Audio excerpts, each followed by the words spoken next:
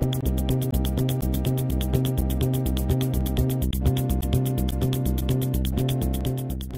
allons maintenant faire un parmentier de champignons de Paris avec les sachets de pommes de terre parmentier de chez Cotte.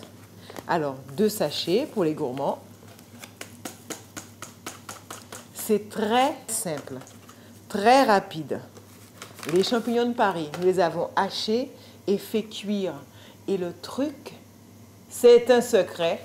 On va les surcuire, qu'ils deviennent comme ça. On va rajouter de l'eau et on les laisse après revenir sécher toute l'eau. Ils seront marrons et ils auront un autre goût que les champignons de Paris, presque un goût de cèpe, presque un goût de truffe.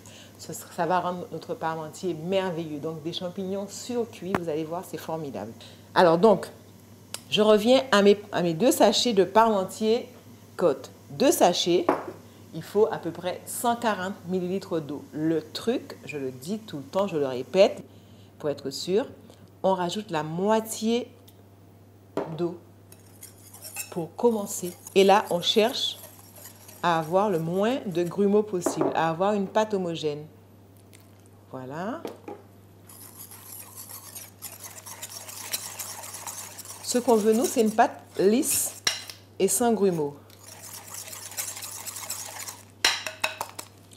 N'oubliez pas que c'est un parmentier, donc ça ne doit pas être trop liquide non plus. Hein. Voilà.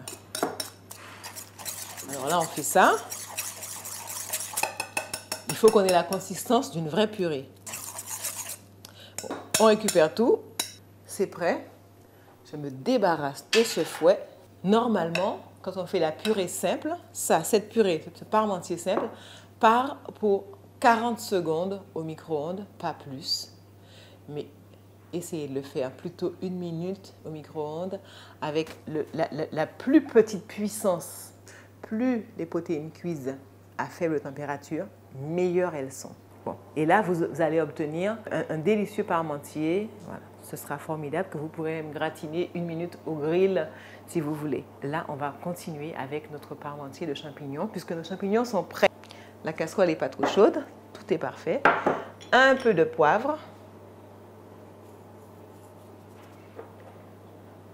Un peu de sel. Et on va mélanger tout ça.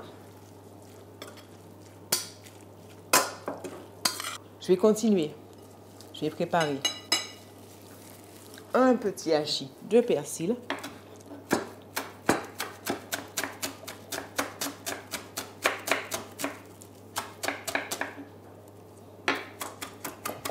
Là, on va le faire assez finement quand même. Le persil, il est parfait. On va mélanger le persil à nos champignons. On va étaler au fond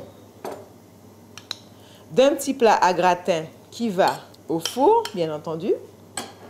Un peu de la purée parmentier. On va rajouter une belle couche de champignons. Ça va être un régal. Et là, on va finir avec une couche de purée. On va recouvrir le tout. Et votre parmentier de champignons partira au four à 150 degrés pour 10 minutes. Voilà. À peu près. Voilà. C'est parti pour 10 minutes à peu près. Et voilà.